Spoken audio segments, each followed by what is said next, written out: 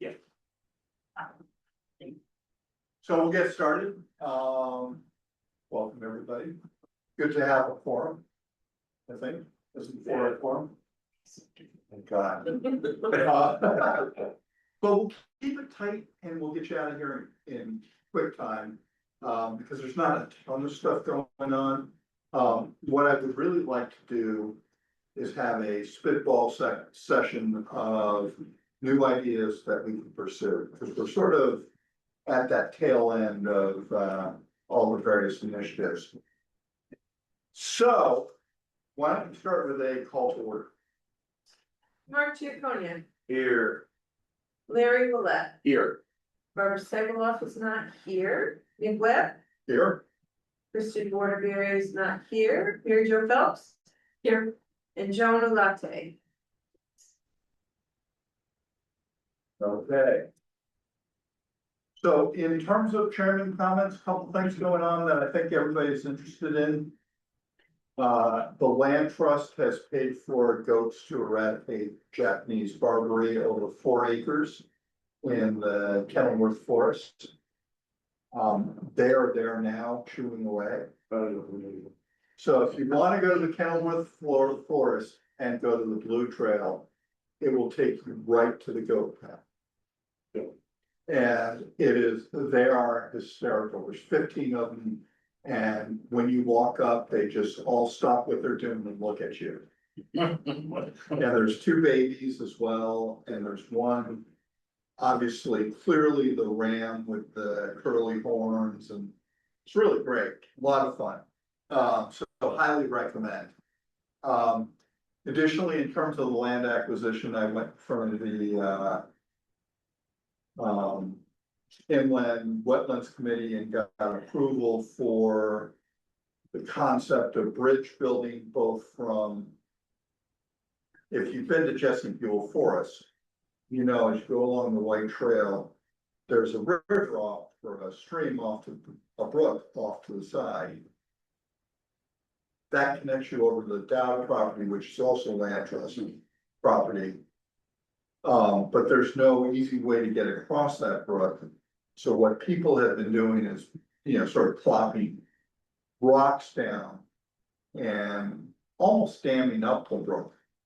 So, you know, we have put a proposal together to put one bridge across that brook and then one brook across the brook that's an Eversource property.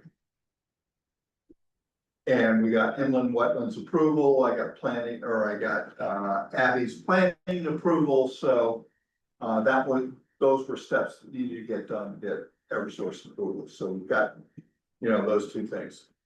From an acquisition of the land perspective, we sort of have to send a package to the state that includes updated title insurance. Because we went and got title insurance a long time ago, we need to re-update that. We need How do to, we get title insurance if we don't own it yet? well, that's the thing, is you sort of go to the title insurance company and say, we are gonna own this, can you ensure that the title is clear and clean? Which they will do. They did it before and they just have to update it. So the lawyer that works with us is doing that. We did get the Evergreen Properties to agree to an affidavit that they will essentially move their stuff off the land trust property, which is great. So You're talking about Evergreen being the. that's the mobile home. Yeah, the mobile home. So we finally got to their chief attorney. And after a conversation with Ken, our lawyer, they agreed to essentially agree to an act. They didn't want a quitclaim. Because, you know, they have commercial loans on that property, get quitclaims, get nasty, but they did agree to an affidavit. So actually, I worked with Abby, I got or Lori, I'm not sure who got the deed for the property. But I put together the affidavit and then Ken sent it out to their attorney about a week ago, 2 weeks ago. So I have to follow up. The Eversource. They sent the property to, the affidavit to Evergreen to sign, which had been agreed to over a phone call. And so once that's done, once we get the title insurance and the title all clean, that is a package we have to send up to the state of Connecticut. When I talked to them, they said it would be a week to 2 weeks before they would get the Attorney General to sign off on it and get it checked. Great. And the affidavit is that they will resolve or rectify any of the incursions on the. Correct. I'm sorry. That's okay, take your time. Here. Physical therapy, 4 minutes late. No worries, no worries. So you missed the part about the goats? Oh, no. I love it. Well, you're the invasive person, so they're cleaning 4 acres of Japanese barberry at Kenilworth Forest. Oh, So the land trust hired them to, and they're gonna go for the next week or two to just chew up all the Japanese barberry. It's 4 acres, there's no way. You couldn't dig it up, it was too much, so. and how do you assure that they don't munch on things that we don't want them to munch on? Oh, so what they do is they, I think you saw it, there's an electric fence that ring Okay, fence. I see. Around Okay. invasives. They also go out before they put the fence out and put the goats in to make sure that anything that could hurt the goats as far as eating, Oh, there you go. that it's not there. Yeah, But from what I understand, there's very little that hurts goats. there is That's a correct, but special there are kind of certain fern. things they mentioned. Yeah. Yeah. So they were concerned when they saw the ferns right on the outside. Oh, okay, the ferns. Yeah, anyway, those ferns are fine apparently, Okay. but, yeah, no, so it's all ring fenced around the barberry and. Great. So as an invasive person, you may wanna go to Kenilworth Yeah. Forest, go on the blue trail. And Okay, it will run right into these goats who are, when, the seventh? it's going on right On now. Oh, right. So they'll be there probably for a week and a half. There's about 15 of those goats. They're fenced in though by electric fence. Yeah, you can't pet them. Don't try to reach over them. As they say, they're working goats. And then in terms of the property acquisition, we sort of made some minor steps forward. But we're sitting on the precipice of it all being ready to go and just hand it to the Attorney General. Once they issue a check to us, the town of Clinton will issue a check. Our attorneys actually contacted the buyer, the sellers, and is trying to get them to agree to a date where we can actually consummate the transaction. Yeah. So it's really getting close, but it's just that 1 or 2 steps, we gotta, we got agreement from the Evergreen attorney to sign this affidavit, but they just have to sign it and get it back to us, so. That's really the major hurdle in the way, I believe. So, I don't know, Larry, if you can, just as attorney to attorney, just boost Ken McDonald, but. I can touch base with, Yeah, like I did in my prior. yeah. Yeah, you're good at that. I mean, I've ankle bitten to the point where I'm no longer allowed to contact him via text, so. Okay, all right. Back to the basis. UConn sent me something that they're gonna have an exposition of how to identify basic plants on that Saturday. Opposed to, This Saturday. I gotta go to my email, I don't think it's this Saturday, Okay, cool. I'll send it to you. Anyway, so that's It's free. it's free. Yeah. That's my kind of price. Yeah, me too. If it's free, it's for somebody. Is it online or is it, No, go you someplace? go to UConn, you're gonna go through every invasive, Oh, so really? you can identify, That's a lot. well, all the ones that you have, and you have them. There's a lot of, Yeah, yeah. Just hanging out with the land trust guys, the number of invasives that are all over the place are really incredible, so, yeah. And our parks or woods are littered with them, so there's a lot of work to be done. So, this is a first test to sort of see if it goes. Really do so, I mean, this was a very big problem, 4 acres, it's huge. So if they can solve 4 acres, then it was about half the cost of spraying the pesticides, or herbicides. So. So old business. So residential food composting, I don't think there's a ton going on right now, is that correct? Okay, What's that? residential food No, composting? not. Okay. Other people are, still seem to be doing it. I do it all the time, every week. Yeah, me too. I don't do it I don't put it in the trash bin anymore, I go like to the pile. I've done that too, if I have leaves, Yeah, I always have both at lawn the waste, same time. I always have lawn waste, so at the same time I dump my lawn waste, I also dump my, food recycling, food composting. Textile recycling, so we've got the update here. So it looks like it's beginning to thin down. Yeah, that's gonna be, yeah, that's, this is just in the. So we may need to reinvigorate the marketing campaign around the textile, Yes, absolutely. so. It'd be great if we had a marketing person on this committee, Right, somebody right. who knows That's social true. media. Right. But, yeah, it looks like it's, we're not getting the same throughput we used to get, so we need to sort of reinvigorate that. Speaking of social media, I do notice that some other towns, conservation commissions. Have Facebook. pages. Yes. Not that, I don't know how many people look at them, of course, I looked at it because I was Right. interested. But I don't know how many people looked at it, Westbrook also has. Okay. Conservation Commission has a thing. I mean, there's no cost to it, right? So it's like, why? That's true, that's true. Is there a prohibition against it, you think? I don't, well, there's a town Facebook page, New Orleans, Clinton, Yeah, that runs out of.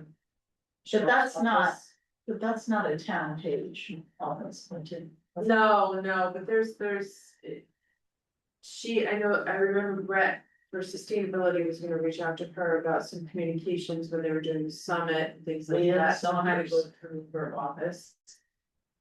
I don't think they ever connected, Okay, but I don't know. because I think there's a news person there. could you ask? Sure.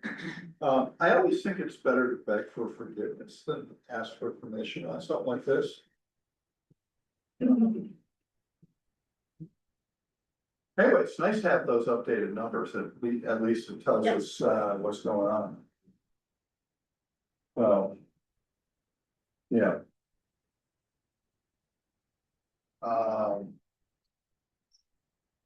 And then. You have an update on the negative sustainability I do. certification? The Sustainability Committee successfully achieved bronze certification for sustainable CT. So it was renewed. Good. They got approved. They were going to work towards silver for August, September submission.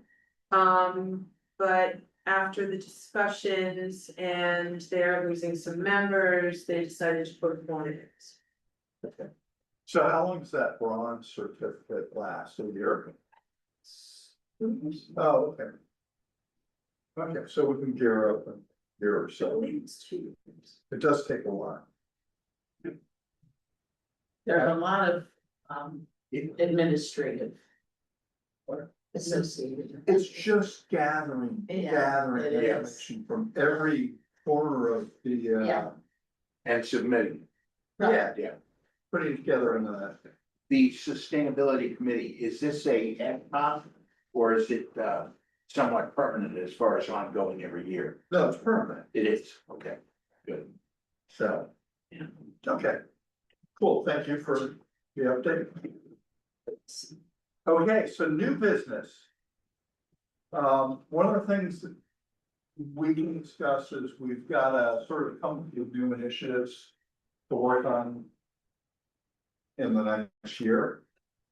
I've got a couple in mind, but I don't wanna be the defining voice on this, so I can open it up, or we could go round the horn and sort of talk about areas that we might wanna work on.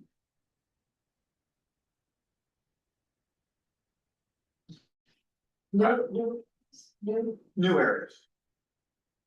Larry, you wanna, Yeah, I was gonna mention, I mean, obviously from our discussion, one of the most important things is, with regard to the invasives. yeah, You know, how do we, somehow limit or, get rid of it? And, so I think what we wanna do in that regard is, see what type of, submissions we can make to our state representatives as far as seeking, more state funding to go into the area. okay, yeah, I think that's right. You know, we, by the way, in the budget that I proposed, they canceled the ability for us to use the GIS system for invasives. Because they just didn't have any money. Was that a fairly extensive cost? It was I thought it was remarkably, no. So, But I think they were cutting everything. yeah. Okay. Not a new initiative, because, you know, they had the revaluation, so it was a bad year to go for it. Yeah, so we would want to, I would think as one of our, programs for next year is, push for, things to do to identify it in town. Yeah, And then number two, to get rid of it, including the seeking of funds from the state, you know, trying to promote the state to, put more funds into it. I know that some of these groups that we pay, contributions to, you know, these statewide, environmental organizations, maybe we should also ask them to, put their own 2 cents into, lobbying the state Yeah. legislature for money to municipalities to, you know, go after that issue. okay, so why don't we add that as a item on the old businesses invasives? It was on there for a while and we took it off after we sort of had done what we could do with Japanese knotweed, but There was one other thing I was going to mention, again, you know, because we're always looking to keep costs down as a town. It may simply be a tree, but, given the fact that we're, hearing more and more in the news about, ticks.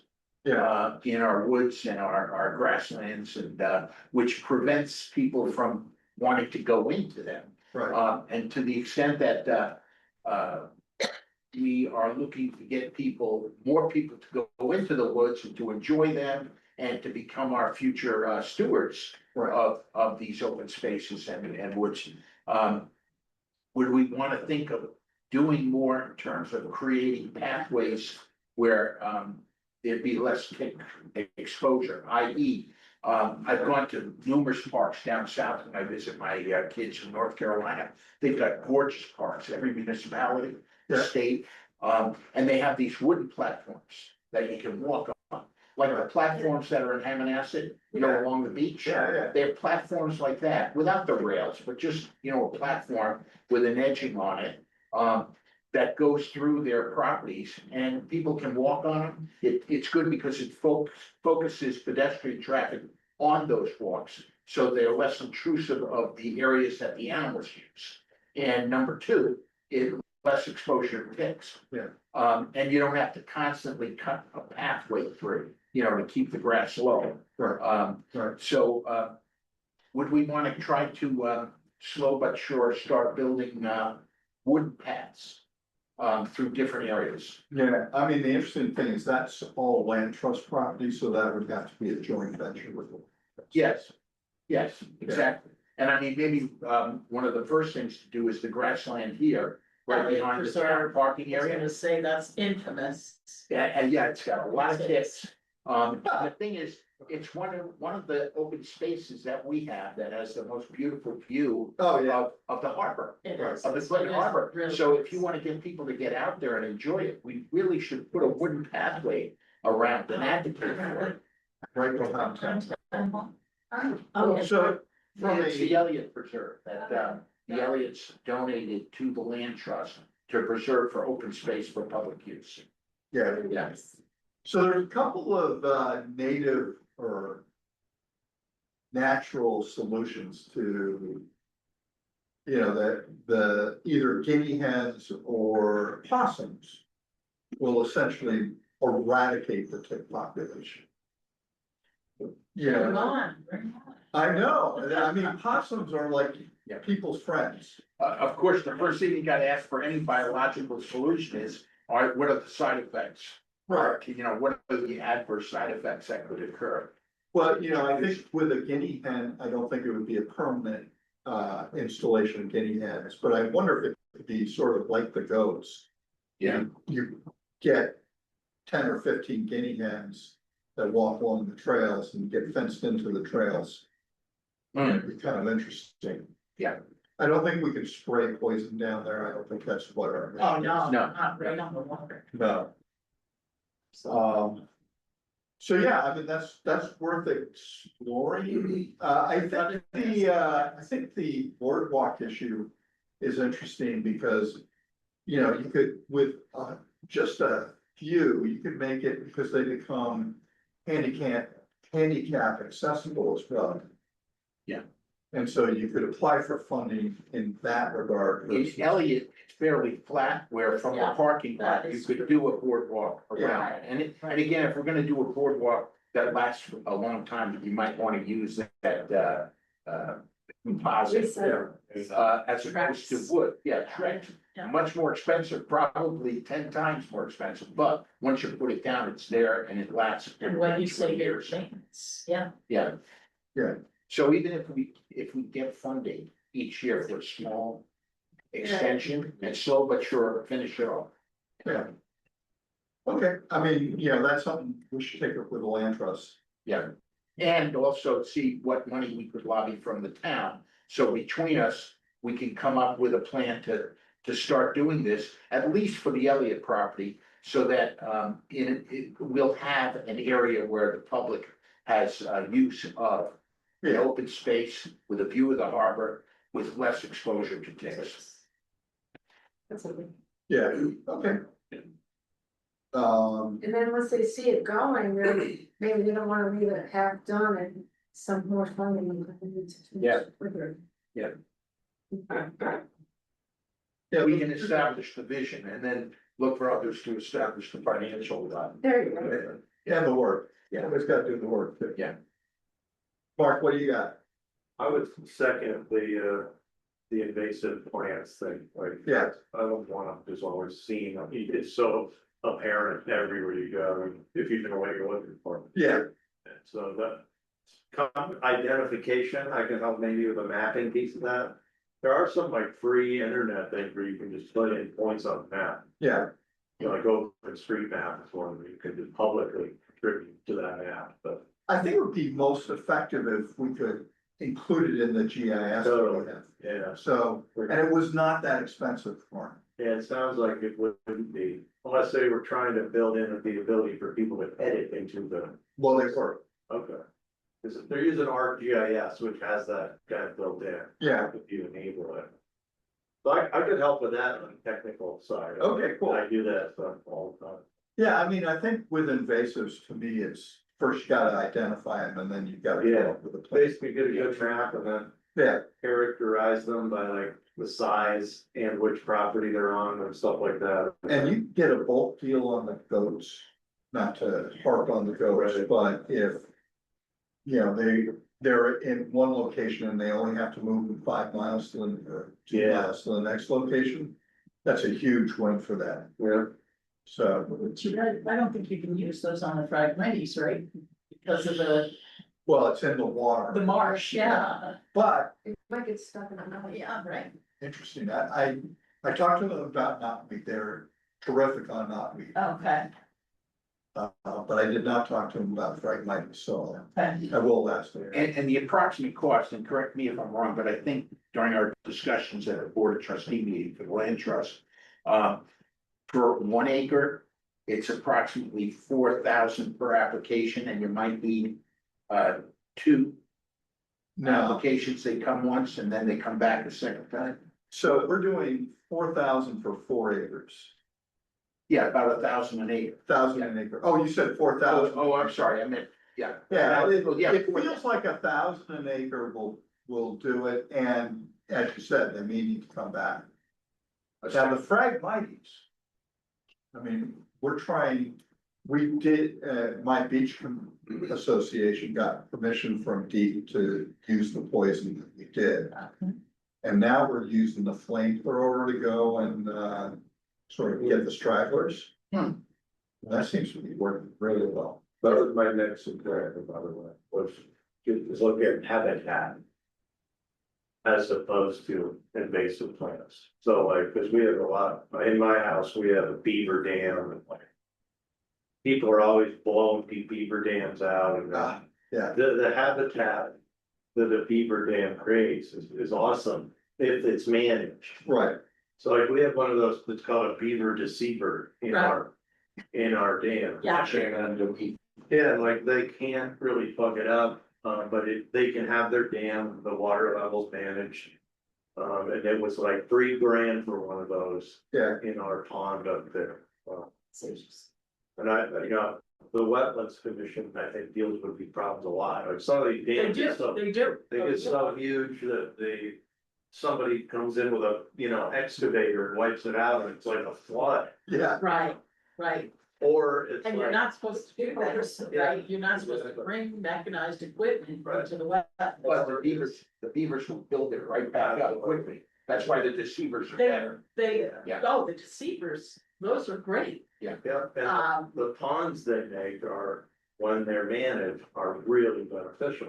right, You know, absolutely, for other species. Where our house is, since we put that in, they put like cascading pools down the brook. Nice.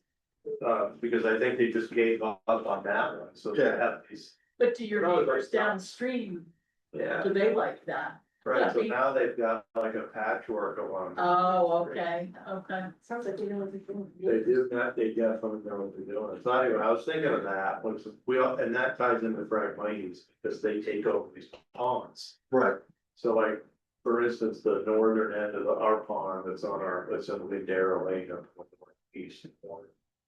Or the north corner, but, and, the whole top of that is getting overrun by Right. Phragmite. It'll be gone and. it'll be gone in a couple of years, but in Chatfield Hollow or, you go walking that, I forgot what the marsh is there. Yeah, Where the walk goes through.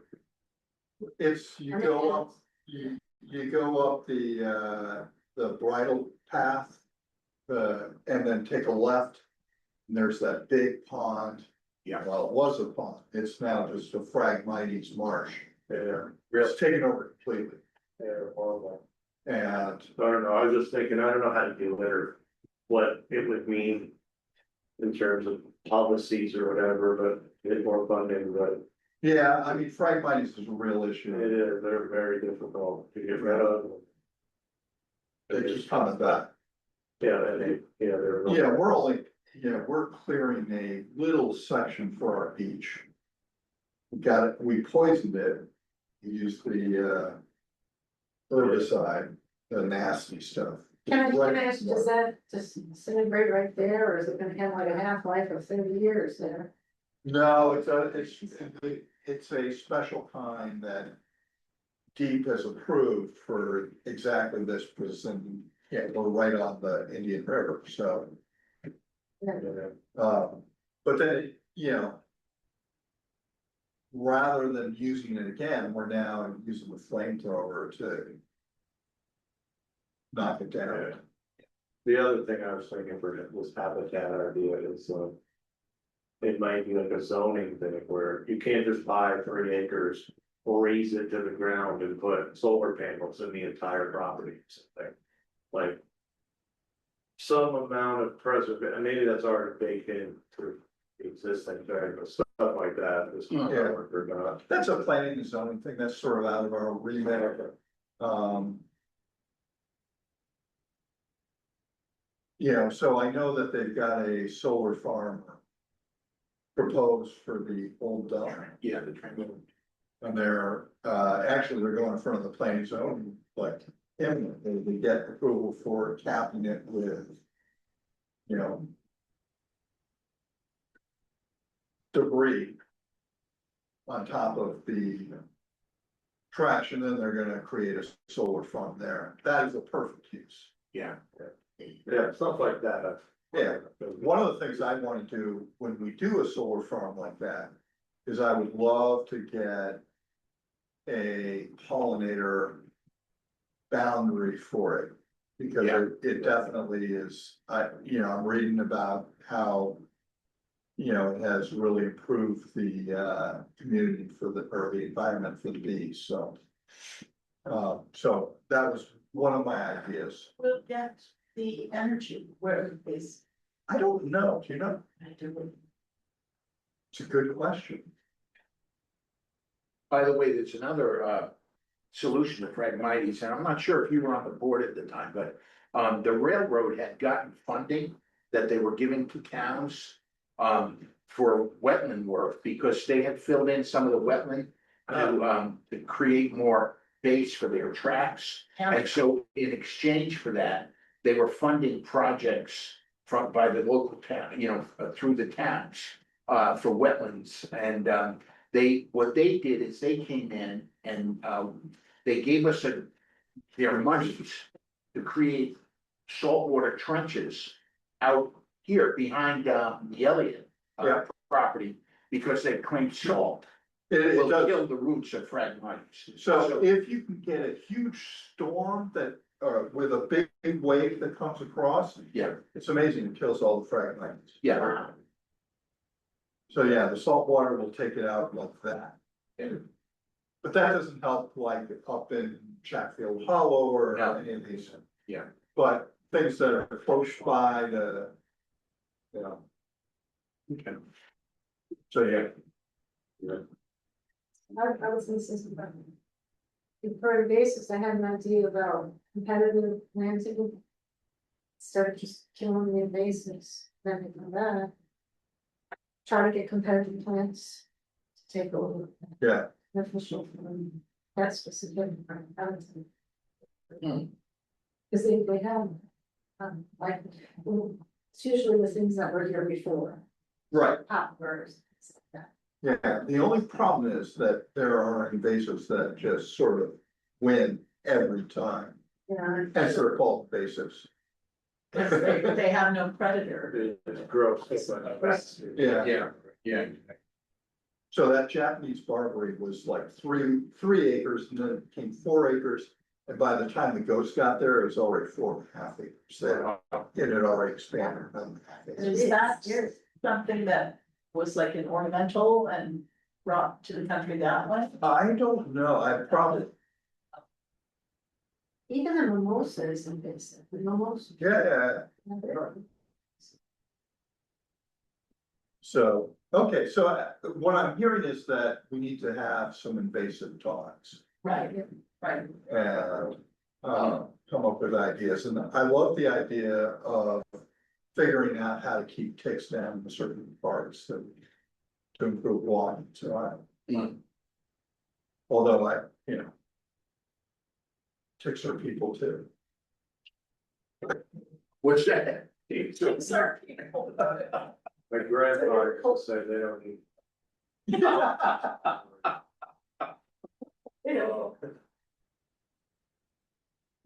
Yeah, I mean, it'd be great if there was a guinea hen, company like Raptor Ridge that would Yeah. just go take them out. Maybe that's a business idea for somebody,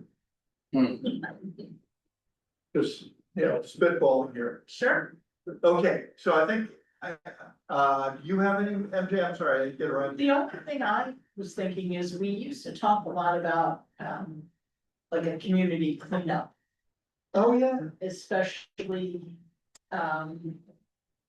behind, well, now it's the Hen Lagoose. Right, But, you know, all that along there, and like there was. Looks like somebody did plantings there years ago. Well, and the they were beautification- just- no, they're still going, Oh, no, but that's along the Indian River, I'm talking about along the railroad tracks at the back. so Amtrak put stonework all the way across. Yeah, and then there's a fence. Yeah, but and the then- stones actually come all the way down. Oh, the they parking do. lot. Okay. Yeah, now. I would love to see tree plantings all the way along the back, or, you know, you can dig out the stones. So that's it. Talking about the tree plantings, remember one of the other committees came here, maybe sustainability, and they said that we're gonna plant trees in Clinton, where it's too much sun downtown. What's going on with that? Does anybody know? The tree committee folks came to planning and zoning one day tonight. They are looking to kind of work with planning and zoning and other committees to kind of assist when big projects are happening, and maybe they can offer some lists of trees to plant, some specific things. So they'd like to work in conjunction with planning and zoning, and so they just sent they have a draft tree ordinance they sent in. That I'm gonna distribute to the commission. For their review, they would like the feedback, Tree And- ordinance. yeah, Okay, so a wall. Yeah, Okay. um. I'm, You know, I know that there were, trees had to come down off of the green, Yeah. I don't. yes, know Yeah. Specific, so what I think it would look, they're looking to become more active and more involved with assisting. You know, some of these bigger projects, apartment buildings, things that are going up, where they can help with the landscape plan and. You know, have a list of specific trees, maybe they would recommend being planted and things like that, so. I know that there's some landscaping plans, maybe, or folks are working on some things. So I just don't know all the specifics, you know, Abby would, she's involved in that, but I think there's some, folks getting together to kind of come up with. Kind of a community landscaping type thing, but you know, don't hold me to that. I remember they were trying to identify species of trees where the roots would go straight down instead Yeah. of spreading out. Right. Yeah. So, yeah, that just came Monday night. Oh, that's another idea I was gonna have, is if we could have at least like a meeting once a year with all the committees together, so we can collaborate a little bit more. Time to Yeah. see what's going on with the other, See what everybody's like like, how is the basis relating to coastal Right, right. resiliency. Things like that. well, here's another idea I have. You know, and I've been reading a lot about this, where. You know, we do have a coastal resiliency problem here in Clinton. Yeah. And you can build these reefs. Made of oyster shells, that then the oyster, you repopulate them with oysters, the spats. And it builds this thriving reef that, in a sense, almost is in front of the. Seawall. And it provides like twice the protection of the seawall. So, Is that because it does particles or something? Does it do something? well, it actually is a reef that is out in the water, and so the wave hits it Ah. first before it hits the seawall. So it buffers the wave energy from Correct. destroying the sea.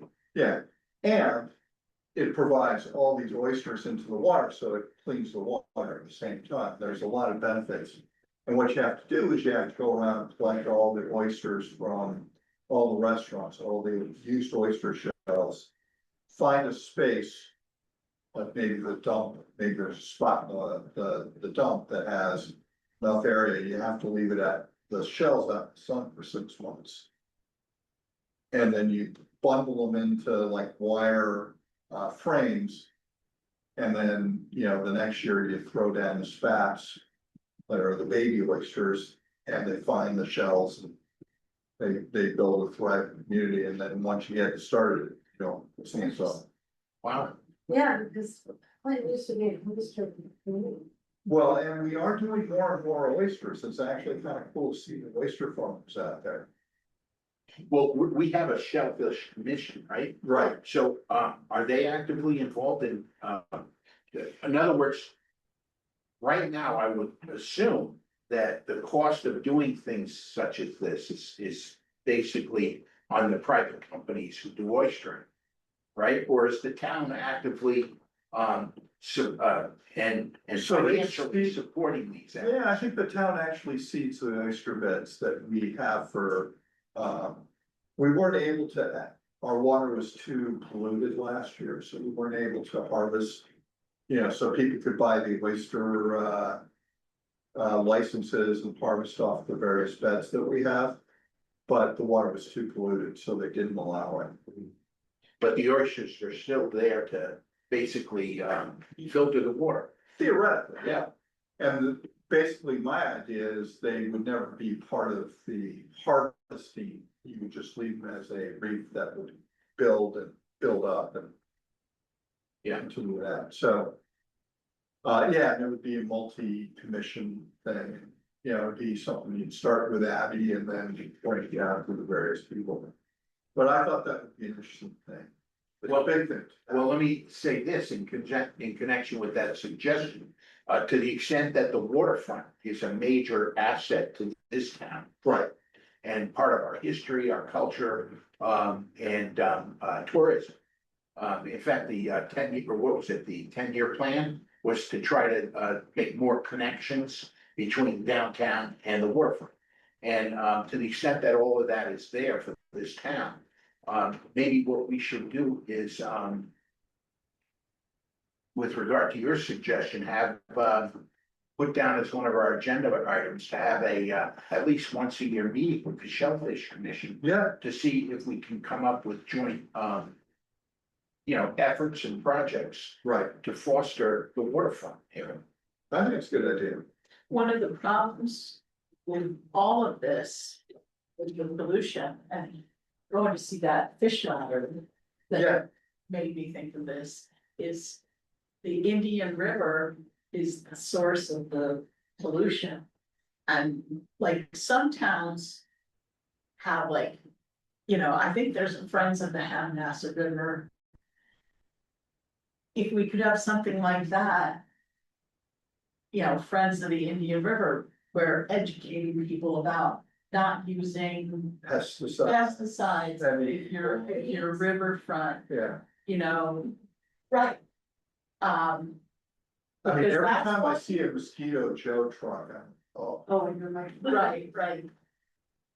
I'm sure they're good people, but, they shouldn't be anywhere near the water. Right, And at the same token, now have your organic grass growing. My neighbor has organic grass and then mosquitoes. isn't, So, like they kind of. one is so what's they don't natural. use pesticides. No, they do, Yes, they yes. use the Mosquito Joe, but they have the Organic organic. grass, yeah. Yeah, there's a lot of education. education.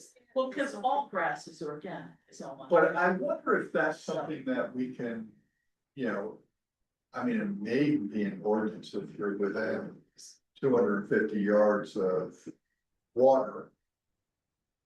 River, stream, whatever. Can't use a pesticide without an approval. And it just affects our beach too, our town I beach. know, Our ratings are never as high as other towns because of, well, from it's what all, I'm told, the Indian River. so it's two things. One is we're a heavy marina town. So you've got all the people Yeah, true. driving the boats in and out, Right. and there's pollution. Right. Yeah, there's no way around it, there is pollution. And Right. obviously, all the stuff coming down the Indian River. Right. But, maybe if we figured out a way to line the Indian River banks with oysters. Maybe it would help, I don't know, Is Right. the Indian River still receiving sewage? is it still what? Receiving sewage? Town. I don't know. Was it ever? Well, there's no open sewage. Not open, but it's, You're talking a drain from the septic systems or the, I don't know, but that's why they wanna fix Yes, this. there's no sewers, right? We don't have sewers. Yeah, I don't think there's, Must be from the septic. could be acceptance. Anyway, big topic, that's a big topic, Yes. so yeah, I mean, maybe that's something we look into, you know, how do we improve the water quality for our others and. Right. yeah, Do we have a water, Well, I think there is the harbor commission. And Right, we have- Harbor Commission, the shellfish. And then you have the inland wetlands, so there's people sort of all peripherally involved. But I think, you know, maybe as the conservation commission, we can start with reducing pesticides in our town. that would be great. And that may be a first step. It might get very unpopular. you gotta step very lightly With the bulk owners. He just was talking about. because you gotta, before we come out with recommendations that are so, onerous on, adjacent property owners to water, I think we really have to look into that deeply. It's tough. I tried telling my neighbors that you can. Oh, I know. No, I think you have to, I think you go after the companies rather than home. Sort of, Political power is a simple formula. Force Yeah, but why minus do you- resistance. You don't increase the resistance to anything you wanna do. So you gotta determine how to maneuver. This is where I laugh. Smells like. yeah, I do too. All right, but this is, so I think these are things, so I'll do some research on, pesticides going into the Indian River, see if I can figure out what are the primary sources, and I'll bring that back next month. By the way, are you limiting it to the Indian River? I mean, we have several large rivers in town. You have the Indian River, you have, the Hammonasset, the Montezuma, That's The hammock. Madison. The hammock. the Hammock River. So we have four major rivers. Okay, yeah, I think it's all the rivers. But I think Indian River I has, think it's the primary. because it goes right out to the town, you know, Yeah. as it affects the town beach. Yeah. And by the way, in relation to improving water quality that flows through our rivers into the sound. We had this conversation before about having, the rain gardens or where the water from streets will empty into a green, an area where a lot of the, Seven. garbage and sediment will collect, so it doesn't ultimately end up in the sound. Or the river as it goes down, hill. The problem though is these biological, areas require a lot of maintenance. So you run up against, how much maintenance do they require? Because we have a town that wants to keep its costs to a minimum, like all towns, by keeping maintenance to a minimum. Well, it's interesting, so the rain gardens that they put in over at the Big Y, which if you look at, they did a magnificent job. Yep. They were told to, because there was rainwater just going gushing in from their Who plant. maintains that though? The Big Y does, Okay. but it's not that much, because it's all native grasses that are rainwater specific grasses, so. You know, once it gets established, they don't have to touch it. I Like could- zoysia grass, when it sucks up around. That's sushi. I don't know. Yard. So it kills everything else. No, it's these high grasses. Ah, That go in, so. I know that UConn has a whole list of them. The reason I was on the beautification committee when we wanted to put a rain garden between. The parking lot that is behind Hanger Goose, because that slides down right into the Indian River. Yeah, but that wasn't possible here. It wasn't feasible. It was because of really the narrow, river. yeah, but we have an There wasn't idea, enough soil. yeah. Anyway, that would have been an interesting application, because I mean, so literally that was turned down, the beautification committee was turned down. and then nothing's happened. What was the since. reason for the turn down? They were concerned about the stability of the, you know, basically the narrowness of the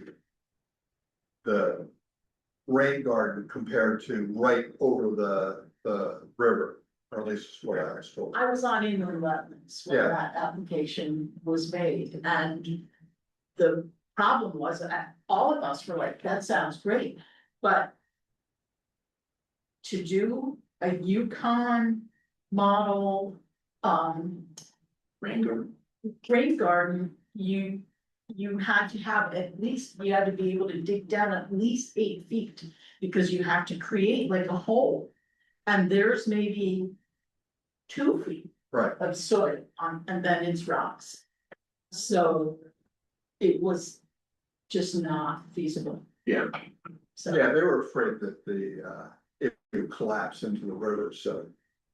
Is there a town, like, not geologist, but a town engineer that, Well, there's the soil scientists. Don't we have- to figure out? We So have we had a, a halftime. we have a consulting engineer that Okay. reviews for planning and zoning, but we do not have one available here. Okay, They were looking down. well, certainly, that way. Okay, so I think, why don't we draw a line in it here? If somebody wants to do any thinking on invasives and how we can start to map them. Bart, sounds like you've got some background in that. Bring that back next month. Let's tackle that, and let's tackle, you know, maybe it's pesticides into the rivers and see if we can make some progress on those two things. I think that's pretty meaty for, the Conservation Commission, so I think it gives us some. so the invasive agenda, it would basically be 3 parts. It would be identifying and mapping. Number 2, solutions for the identified problems, invasives. And number 3, funding. Yeah, Finding those- funding and promoting funding. right, all those things. Yeah. And, you know, there is funding to, go after invasives, so. Grants, yeah. Yeah, but you have to first identify a spot. And I know that there's a lot on town property. As a matter of fact, I think it's the worst area. Right, on Grove Street going into Route 1, before the house there's like a forest of Japanese mountain there. Did you see that? Yeah. Silly. But I mean, you know, that's something that, you know, we gotta figure out a way to. So once we figure out all those spots, you know, let's then figure out a, cost effective way of going after it, so. Okay, So the Yukon thing, I saw on her computer is the June 27th. They are identifying bases. It said, my email didn't say the price, but this said $20. no, okay, of course. I would pay $20. Right, Yeah. right. Okay, cool. Of course, no correspondence, I mean, you've been great at emailing out the CLCC and some of those other things, so we've gotten them. Yeah. Okay, cool, we're not doing the joint plan because, there's not really a lot to talk about, so now we're on to that, my favorite part of the meeting, which is. The adjournment? Adjournment. I move that we adjourn. Second. All right, Second. Joe, any discussion? Nay. No. All in favor? Aye. Passes unanimously.